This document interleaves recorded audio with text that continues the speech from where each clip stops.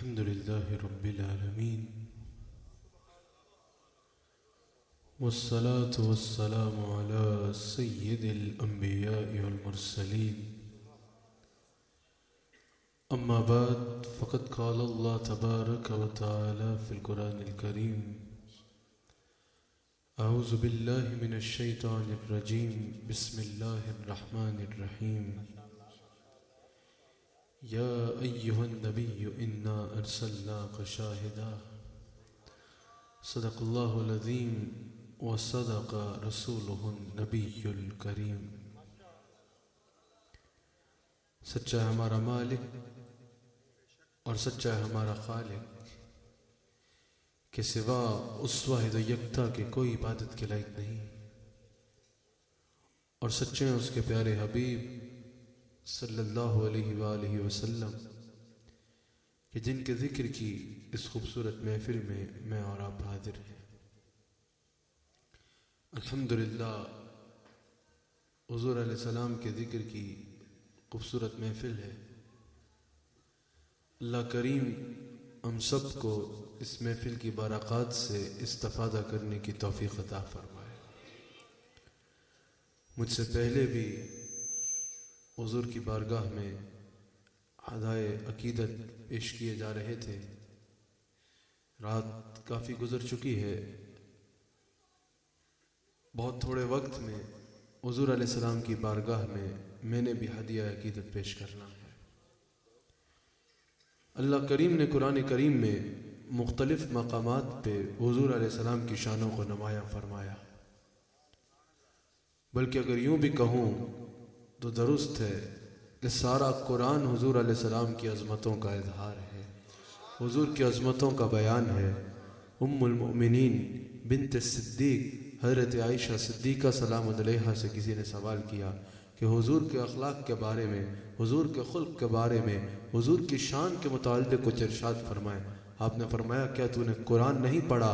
جاؤ قرآن کو پڑھ لو، سارا قرآن میرے آقا کی ثنا بیان کرتا ہے، سارا قرآن حضور کی عظمتوں کی طرف اشارے کرتا ہے اور حضور کی عظمتوں کو نمایاں کرتا ہے۔ مختلف مقامات پہ مختلف انداز میں اللہ نے حضور کا ذکر فرمایا، حضور کی شانوں کو بیان فرمایا۔ جو آیت میں نے ابھی تلاوت کی، اللہ کریم ارشاد فرماتا ہے یا ایہا النبی انا ارسلناک شاہدا، یا ایہا النبی۔ اب یہاں پر مجھے حیرت ہوتی ہے، ایک مرتبہ میں نے ترجمہ پڑھنا چاہا اس آیت کا ترجمہ پڑھنا چاہا، ایک ترجمہ کرنے والے کا ترجمہ اٹھایا تو میں نے دیکھا یا کا ترجمہ اے لکھا ہے، ایہا کا ترجمہ بھی اے لکھا ہے، اور نبی کا ترجمہ خالی نبی لکھا ہے، نبی کا ترجمہ خالی نبی لکھا ہے۔ مجھے حیرت ہوئی، میں حیران ہوا، میں نے کہا یہ کیا بات ہے، نبی کا ترجمہ نہ کر پائے۔ پہلے میں نے سوچا کہ شاید اس کی عربی کچھ کمزور تھی جو نبی کا ترجمہ کرتے دقت ہوئی، عربی صحیح واقف نہیں تھا عربی سے۔ لیکن پھر میرے ذہن میں آیا اگر عربی کمزور ہوتی تو باقی سارے قرآن کا ترجمہ بھی نہ کر پاتے، باقی سارے قرآن کا ترجمہ کر دیا۔ یہاں عربی کے لیے مسئلہ بن گیا، ترجمہ کرتے میں اس نتیجے پہ پہنچا نہیں، مسئلہ زبان کا نہیں، مسئلہ ایمان کا ہے۔ یہاں عربی نہیں کمزور، یہاں ایمان کمزور نظر آتا ہے۔ اگر نبی کا ترجمہ کر دے تو اپنا عقیدہ کہاں جائے گا؟ اگر نبی کا ترجمہ کر دے تو جو بد عقیدگی پھیل کی دکان کھول رکھی ہے اس دکان کا کیا بنے گا؟ اگر اپنا نبی کا ترجمہ کر دے تو پھر ان کے غلط عقیدوں کی بنیاد ہی کٹ جائے گی۔ مجھے نتیجہ مل گیا، عربی نہیں کمزور، ایمان کمزور ہے، کیونکہ لفظ نبی کا معنی ہی یہ ہے غیب کی خبریں دینے والا۔ نعرہ تکبیر، نعرہ رسالت، تاجدار ختم نبوت۔ آپ لوگوں کے جاگنے کی ضرورت ہے۔ مجھے پتا ہے رات کا کافی وقت گزر چکا ہے، کافی وقت گزر چکا ہے۔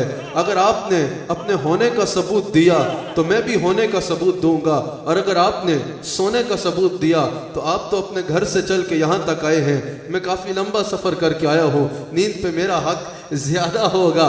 آپ نے اپنے ہونے کا ثبوت دینا ہے. نبی کا ترجمہ ہی ہے غیب کی خبریں دینے والا. نبی کا معنی ہی یہ ہے. نبی صرف خبر دینے والے کو نہیں کہتے. اگر صرف خبر دینے والے کو نبی کہے, آج آپ انٹرنیٹ اٹھائیں, دنیا جہان کی خبریں آپ کو گھر بیٹھے مل جاتی ہیں. آپ ٹی وی کھولیں, دنیا جہان کی خبریں آپ کو گھر بیٹھے مل جاتی ہیں. اور نبی وہ خبر نہیں دیتا جو آنکھ سے دیکھی جا سکے. کوئی نبی سے یہ نہیں پوچھتا کہ اس وقت موسم کیسا ہے. کوئی نبی سے یہ نہیں پوچھتا کہ اس وقت کرنسی کا ریٹ کیا ہے. نبی وہ خبر نہیں دیتا جو ہر کوئی دیکھ سکے. نبی خبر ہی وہ دیتا ہے جہاں عام انسان کی عقل ختم ہو جائے, جہاں عام انسان کی سوچ پہنچ نہ پائے, جس کو عام انسان دیکھ نہ پائے, وہ خبر نبی دیتا ہے. نبی صرف خبر دینے والے کو نہیں, نبی غیب کی خبر دینے والے کو کہتے ہیں. یہ میرا موضوع نہیں ہے.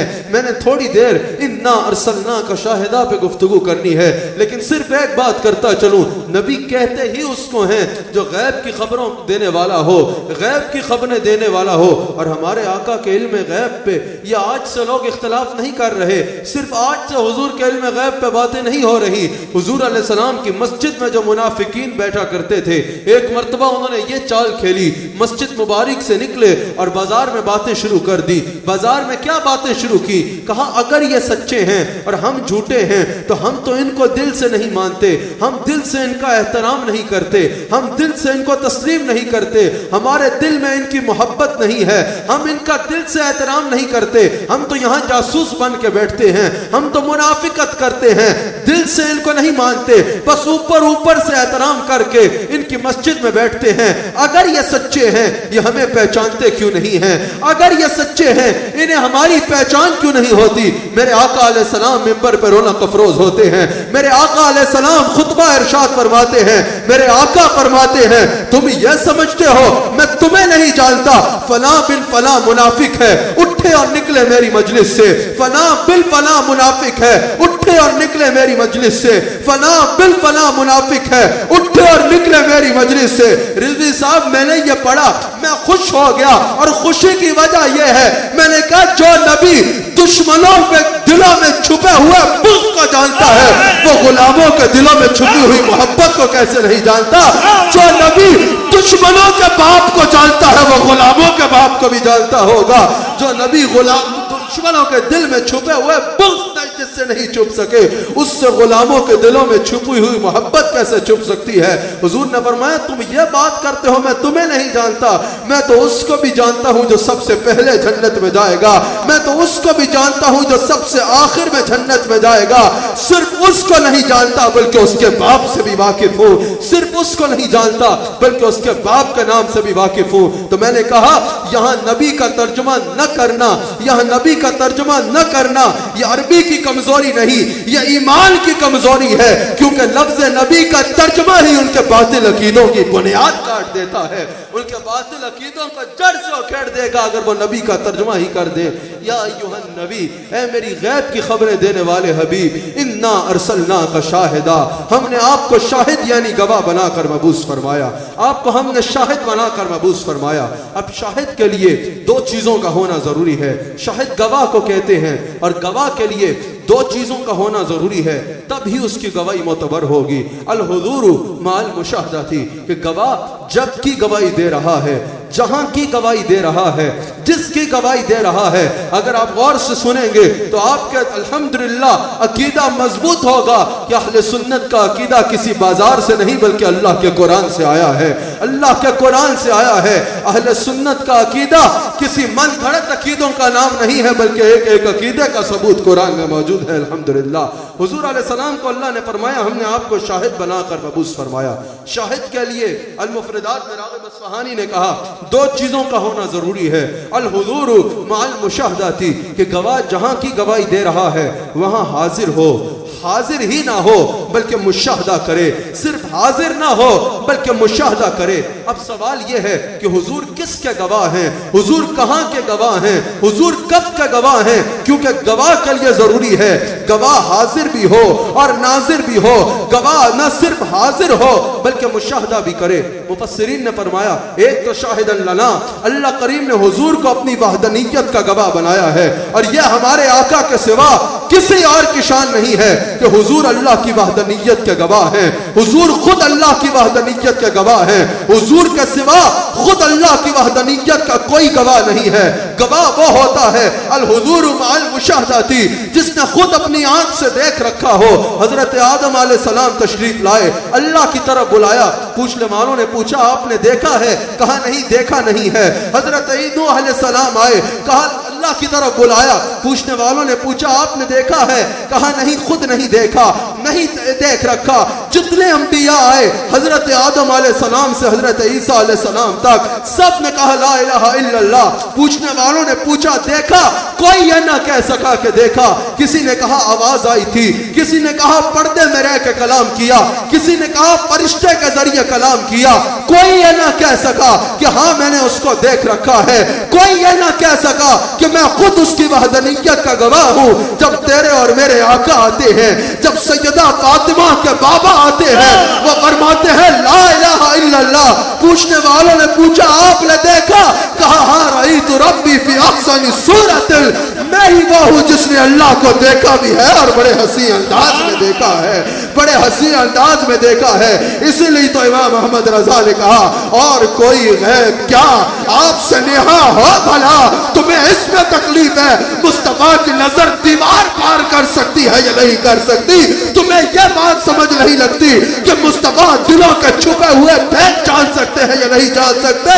تمہیں اس سے تکلیف ہوتی ہے جو ہو گیا وہ جانتے ہیں یا نہیں جانتے، جو ہونا ہے وہ جانتے ہیں یا نہیں جانتے، جو ہو گیا وہ پہلوں نے دیکھ رکھا ہے، جو ہونا ہے وہ آلے والے بھی دیکھ لے گئے، لیکن اور کوئی غیب کیا آپ سے نہا ہو بھلا۔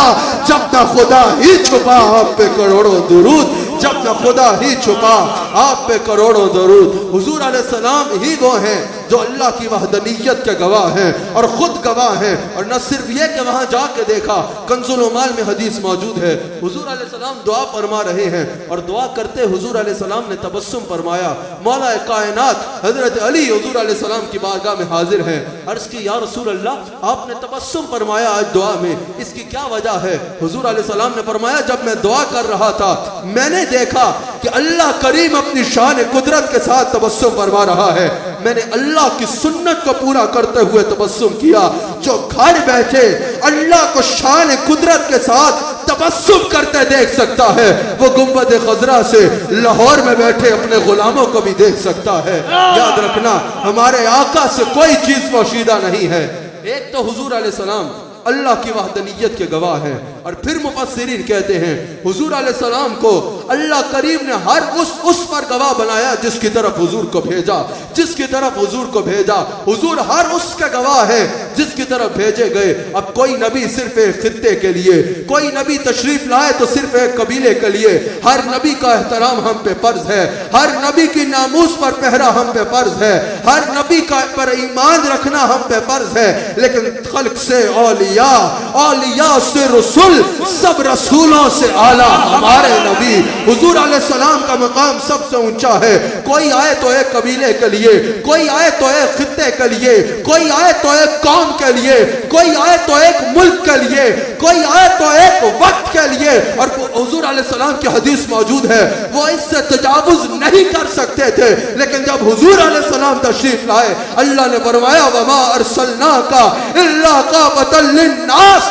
ہم نے آمنہ کے لال کو ساری انسانیت کے لیے کافی بنا کے بھیجا۔ وما ارسلناک الا رحمۃ للعالمین، ہم نے آمنہ کے لال کو تمام عالمین کے لیے رحمت بنا کر بھیجا۔ کوئی ایک خطے کے لیے آیا، کوئی ایک قبیلے کے لیے آیا، کوئی ایک قوم کے لیے آیا۔ جب ہمارے آقا آئے تو سارے عالمین کے لیے تشریف لائے، یہ کسی ایک خطے کے لیے نہیں۔ اور حضرت عبداللہ بن مسعود حضور علیہ السلام کے ایک مجلس میں تمام انبیاء پر فضیلت بیان کر رہے تھے۔ کسی نے پوچھا آپ کے پاس دلیل کیا ہے؟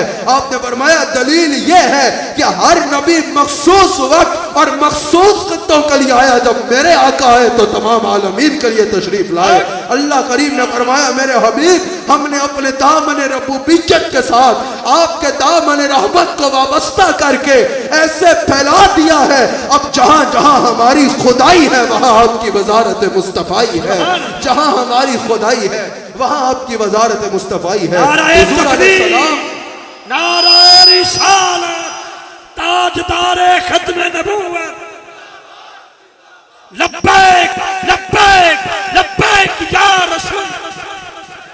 जब हुजूर अलैहिस्सलाम तशरीफ लाए तो हुजूर अलैहिस्सलाम तमाम आलमीन के लिए तशरीफ लाए, तमाम आलमीन की तरफ भेजे गए। तो जिस की तरफ भेजे गए उस पर गवाह हैं। मेरे आका ज़मीं वालों के गवाह हैं, ज़मीं पे भी हाजिर हैं। मेरे आका आसमान वालों के गवाह हैं, आसमान पे भी हाजिर हैं।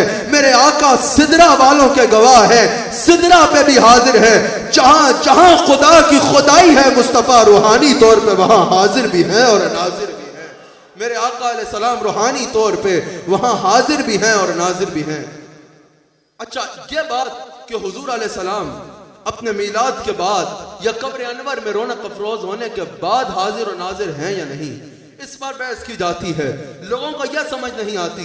आओ मैं कुरान की एक आयत और बुखारी की एक हदीस से आपके आगे यह साबित कर देता हूं। इनको यह समझ नहीं आती हुजूर आज हाजिर और नाजिर हो सकते हैं या नहीं। कुरान का मिजाज तो यह है, हमें कुरान से तो यह पता चलता है कि हुजूर तब भी रूहानी तौर पे हाजिर और नाजिर थे जब हुजूर का मिलाद भी नहीं हुआ था। कुरान करीम में सूरह अंबिया में अल्लाह करीम इरशाद फरमाता है, ऐ मेरे हबीब अलैहिस्सलाम, बुखारी में भी हदीस मौजूद है, हुजूर ने फरमाया क़यामत के दिन उम्मतें अल्लाह के आगे इनकार कर देंगी, या अल्लाह तेरे नबियों ने तो हम तक तेरा पैगाम नहीं पहुंचाया।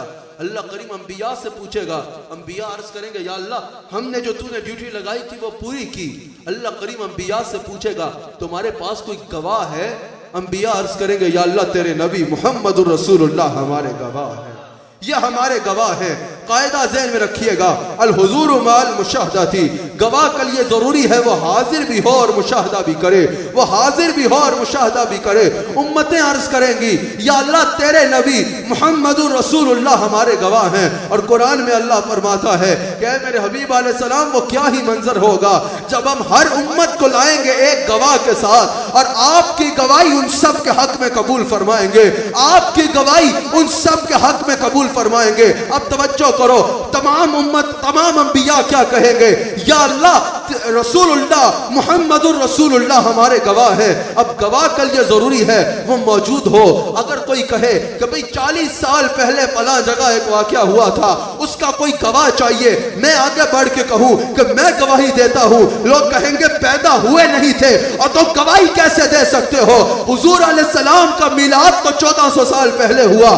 दौरे आदम की गवाही भी मुस्तफा ने देनी है, दौरे नूह की गवाही भी मुस्तफा ने देनी है, दौरे इब्राहिम की गवाही भी मुस्तफा ने देनी है, हजरत मूसा की गवाही भी मुस्तफा ने देनी है, हजरत ईसा की गवाही भी मुस्तफा ने देनी है। तो कुरान की इस आयत और बुखारी की इस हदीस को पढ़ने के बाद यही अकीदा मिलता है, हुजूर का मिलाद तो लिबास बशरियत के साथ 1400 साल कबल हुआ।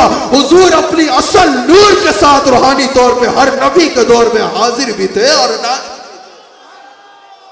अल्लाह ने फरमाया इन्ना अरसलना का शाहिदा, यहाँ काफ ज़मीर ज़ुल्हाल है, यहाँ काफ ज़मीर ज़ुल्हाल है। जैसे अगर कोई कहे रअयतु ज़ैदन राकिबन, मैंने ज़ैद को देखा इस हाल में कि वो सवार था, ये पूछने के बाद अगर कोई ये कहेगा ज़ैद कैसे सवार हुआ या ज़ैद कब से सवार था, उसकी ग्रामर कमजोर होगी, क्योंकि वो कहेगा रअयतु ज़ैदन राकिबन, यहाँ काफ ज़मीर ज़ुल्हाल होगी। मैंने ज़ैद को देखा इस हाल में कि वो सवार था, पता चला ज़ैद देखा तो आज क्या है, सवार पहले से था। अल्लाह ने फरमाया इन्ना अरसलना का शाहिदा, मेरे हबीब आए तो आज हो, तब से शाहिद हो जब आदम का जिस्म मिट्टी और पानी। मिलाद तो आज हुआ है लेकिन तब से शाहिद हो जब आदम का जिस्म मिट्टी और पानी में था।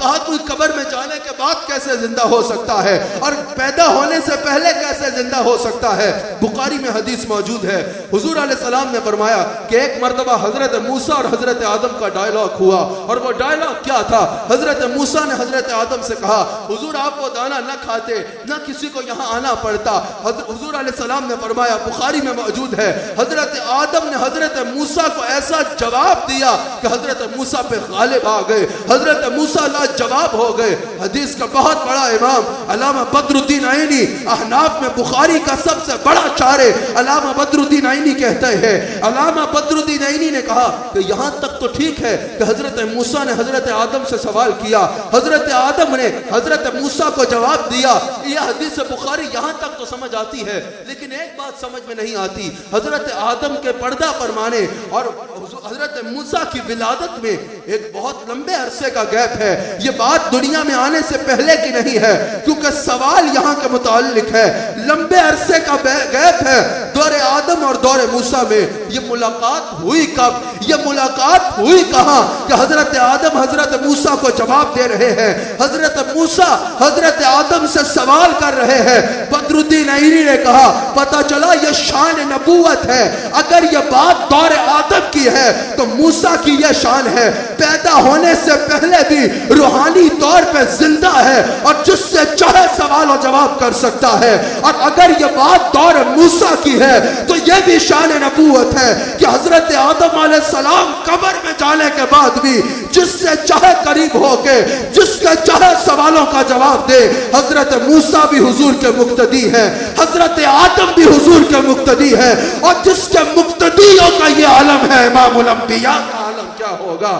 امام الانبیاء کا عالم کیا ہوگا؟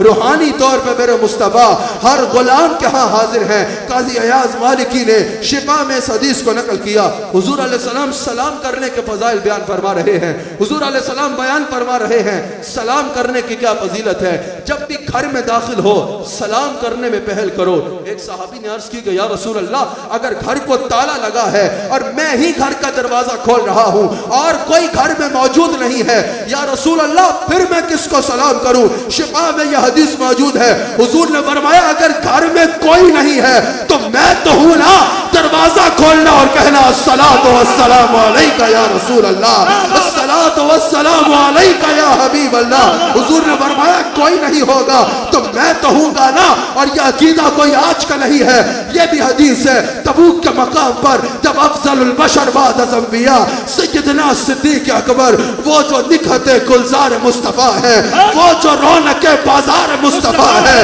وہ جو زینت دربار مصطفیٰ ہے، وہ جو حاصل افکار مصطفیٰ ہے، وہ جو کشتہ دیدار مصطفیٰ ہے، وہ جو افضل البشر بعد از انبیاء ہے، سیدنا صدیق اکبر، وہ صدیق اکبر سب سے کملی والے کی جس کو رفاقت ملی، سب صحابہ کی جس کو امامت ملی، سب سے پہلے ہے جس کو خلافت ملی، اس کے تاج خلافت میں لاکھوں سلام۔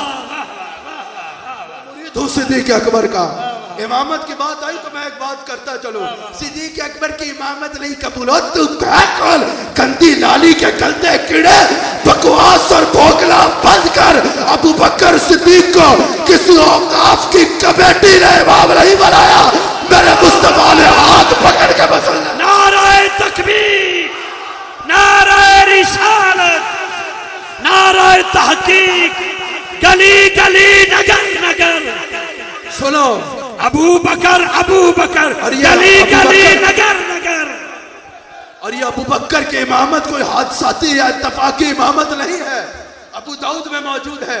میرے مصطفیٰ ہر بار فرماتے حضرت عائشہ کو کہو کہ نماز پڑھا دو سلام علیہا کو، صدیق ابو بکر کو کہو نماز پڑھا دے۔ ایک مرتبہ حضور نے قصدن یہ نہیں کہا ان 3 دنوں میں کہ ابو بکر نماز پڑھائے، کہا کہو کہ نماز پڑھا دی جائے۔ ابو داؤد میں حدیث موجود ہے، جب پیغام گیا صحابہ نے آگے پیچھے دیکھا کہ ابو بکر موجود نہیں ہے، حضرت عمر سے کہا کہ آپ نماز پڑھا دیں۔ حضرت عمر کی آواز اونچی تھی، مصلی پہ کھڑے ہوئے، کہا صفوں کو درست کرو۔ حضور تک آواز پہنچی، حضور فوراً محل مبارک سے باہر آئے، پردے کو ہٹایا، سر انور باہر نکالا اور کہا لا لا لا، نہیں نہیں نہیں، میرے ہوتے میرے مصلی پہ ابو بکر کے سوا کوئی کھڑا نہیں۔ اور سمجھ جاؤ تمہیں پتا ہے مصلی پہ ابو بکر کو کیوں کھڑا کیا؟ اس کی وجہ یہ ہے جب اللہ نے معراج کی شب سب نبیوں میں میرے نبی کی فضیلت بتا لی تھی، آدم کو کہا صف میں آ جاؤ، نوح کو کہا صف میں آ جاؤ، موسیٰ کو کہا صف میں آ جاؤ، ابراہیم کو کہا صف میں آ جاؤ، داؤد کو کہا صف میں آ جاؤ، حضرت یوسف کو کہا صف میں آ جاؤ، آدم سے لے کر عیسیٰ تک سب نبیوں کو مقتدی بنایا، میرے نبی کو امام بنایا. کہا دیکھ لو محمد الرسول اللہ سب نبیوں سے افضل ہے. جب اللہ کو سب نبیوں میں میرے نبی کی فضیلت بتانی تھی، سب کو مقتدی بنا کر میرے نبی کو امام بتا دیا. اسی طرح جب سب صحابہ میں میرے نبی نے ابو بکر صدیق کی فضیلت بتانی تھی، سب کو صفوں میں کھڑا کیا. عمر صف میں کھڑے ہیں، عثمان صف میں کھڑے ہیں، علی صف میں کھڑے ہیں، عشرہ مبشرہ صف میں کھڑے ہیں، اصحاب بدر صف میں کھڑے ہیں. جب سب مقتدی بن گئے، میرے مصطفیٰ نے ابو بکر کو امام بنایا اور کہا دیکھو جیسے میں نبیوں میں سب سے اونچا ہوں، ابو بکر صحابہ ابو بکر صحابہ میں سب سے اونچا ہے. ابو بکر صحابہ میں سب سے اونچا ہے. ثانی اثنین اذ ہما فی الغار اذ یقول لصاحبہ لا تحزن ان اللہ معنا. ان اللہ معنا کی تفسیر میں امام علوسی کہتے ہیں اللہ کی قربت کا 4 درجے ہیں. ایک جو ہر انسان کو حاصل ہے، 2 اکٹھے تو تیسرا اللہ، 4 اکٹھے تو 5واں اللہ.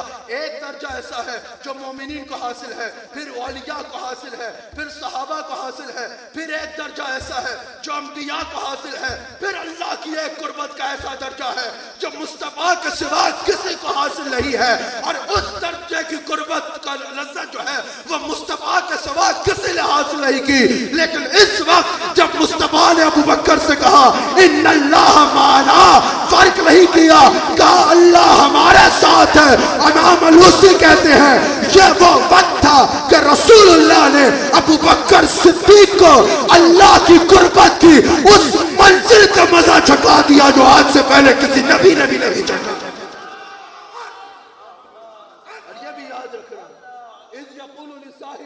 قرآن ہے اور صدیق اکبر کی صحابیت قرآن کی نص قطعی میں موجود ہے. صدیق اکبر کی صحابیت پر انکار کرنے والا قرآن کی نص قطعی کا انکار کرتا ہے. قرآن کی نص قطعی کا انکار کرتا ہے. تو جب یہ صدیق اکبر حضور کی بارگاہ میں آئے، میں بتا کیا رہا ہوں، حضور نے فرمایا گھر میں کوئی نہیں تو میں تو ہوں نا، گھر کا دروازہ کھولنا اور کہنا الصلاۃ والسلام علیکہ یا رسول اللہ. جب تبوک کے مقام پر یہ صدیق اکبر حضور کی بارگاہ میں آئے، کوئی آدھا لا رہا ہے، کوئی کتنا لا رہا ہے. سیدنا فاروق اعظم آدھا مال لا رہے ہیں، کوئی کتنا لا رہا ہے، کوئی کتنا لا رہا ہے. فاروق اعظم سے مجھے یاد آیا، آپ نے بڑی خوبصورت بات بیان کی اور اس وقت میرے ذہن میں آ رہا تھا. الحاوی للفتاوی میں امام جلال الدین سیوطی نے لکھا ہے کہ جب حضرت عمر فاروق کا وصال ہوا، حضرت عمر فاروق قبر میں گئے، حضرت عمر فاروق اپنے شہزادے عبداللہ بن عمر کو خواب میں ملتے ہیں. عبداللہ بن عمر نے پوچھا اپنے والد سے حضور آپ کے ساتھ کیا معاملہ پیش آیا؟ کہا وہی ہوا جو حضور نے کہا تھا، منکر نکیر میرے قبر میں آئے، اس سے پہلے وہ کچھ کہتے، میں نے کہا میرا رب اللہ ہے، تمہارا رب کون ہے؟ آگے سنو، امام سیوطی نے الحاوی للفتاوی میں نقل کیا ہے حضرت عمر نے اپنے شہزادے سے کہا، فرشتوں نے ایک دوسرے کو دیکھا اور کہا چلو چلو یہ رسول اللہ کا عمر ہے، یہ رسول اللہ کا عمر ہے، یہ رسول اللہ کا غلام ہے، یہ رسول اللہ کا عمر ہے. جب یہ صدیق اکبر تبوک کا مقام پر سب کچھ لے کے حضور کے پاس آ گئے نا، حضور علیہ السلام نے فرمایا ابو بکر گھر کیا چھوڑ کے آئے ہو؟ اب سنو، کون ناروں تک صحابہ کا غلام ہے اور کن کے عقیدے صحابہ کے عقیدوں پر ہے. کہا کہ ابو بکر گھر کیا چھوڑ کے آئے ہو؟ کہا ابقیت اللہ و رسولہ، یا رسول اللہ گھر میں اللہ کو اور آپ کو چھوڑ کے آیا. نہیں سمجھے، حضور سامنے بیٹھے ہیں اور کہہ رہے ہیں یا رسول اللہ میں گھر میں آپ کو چھوڑ کے آیا ہوں. پتہ چلا یہ صدیق اکبر کا عقیدہ ہے، جیسے حضور اپنے گھر میں جسم مبارک کے ساتھ بیٹھے ہیں، روحانی طور پہ حضور ہر غلام کے ہاتھ. یہی وجہ ہے، یہ تو ابن تیمیہ نے بھی حدیث نقل کی ہے، حضرت عثمان بن حنیف راوی ہے، حضور علیہ السلام نے ایک نابینا صحابی جب آیا عرض کی کہ یا رسول اللہ آنکھیں چاہیے. کیا عقیدہ تھا صحابہ کا؟ کسی کا بچہ مر گیا، دلائل نبوت حدیث کے مطابق حضرت جابر مردہ بچے حضور کی بارگاہ میں پیش کرتے ہیں، یا رسول اللہ ان کو زندہ کر دیجیے. حضور زندہ فرماتے ہیں کوئی اندھا ہو جائے تو حضور کی بارگاہ میں آتا ہے یا رسول اللہ آنکھ چاہیے. بخاری میں موجود ہے حضرت جابر کے بعد مال ختم ہوا, حضور کی بارگاہ میں آ گئے یا رسول اللہ مال چاہیے, یا رسول اللہ مال چاہیے. حضرت صوبان حاضر ہوتے ہیں یا رسول اللہ وہ جنت چاہیے جس میں آپ موجود ہوں گے. حضرت قتادہ کی آنکھ نکلتی ہے, آنکھ لے کے حضور سے آنکھ مانگ رہے ہیں. پنڈلی ٹوٹتی ہے تو پنڈلی ٹوٹی لے کے حضور کی بارگاہ میں آ جاتے ہیں. عکاشہ کی تلوار ٹوٹتی ہے وہ حضور کی بارگاہ میں آ جاتے ہیں. پتا چلا یہ عقیدہ بازار سے آیا ہے کہ نبی سے کچھ نہ مانگا جائے, اور یہ عقیدہ صحابہ سے آیا ہے کچھ بھی چاہیے ہو مصطفیٰ کے دربار میں جھولی کو پھیلا. حضور کی بارگاہ میں حاضر ہوئے, کہا یا رسول اللہ آنکھوں سے نظر نہیں آتا, کرم فرمائیں. حضور نے فرمایا گھر جاؤ اور گھر جا کے مجھے پکارو. پہلے اللہ سے دعا مانگو میرا وسیلہ پیش کر کے, نفل پڑھنے کے بعد دعا مانگو اللہ سے میرا وسیلہ پیش کر کے, پھر گھر جا کے مجھے مخاطب کرو اور کہو یا رسول اللہ میں نے آپ کا وسیلہ پیش کر کے اللہ کے حضور عرض کر دی ہے, اب آپ میری سفارش فرمائیں. میں نے آپ کا وسیلہ پیش کر کے اللہ کے حضور اپنی حاجت عرض کر دی ہے, یا رسول اللہ اب آپ میری سفارش فرمائیں. بات سمجھ میں نہیں آتی نا, سامنے بیٹھا ہے اور حضور فرما رہے ہیں گھر جا کے پکارو. حضور قیامت تک آنے والے غلاموں کو یہ عقیدہ عطا فرمانا چاہتے ہیں اور یہ ڈھارس دینا چاہتے ہیں, اگر کوئی مجھ تک پہنچ نہیں سکتا وہ اپنے گھر سے مجھے آواز لگائے, جہاں بھی ہو وہیں سے دو صدا سرکار سنتے ہیں.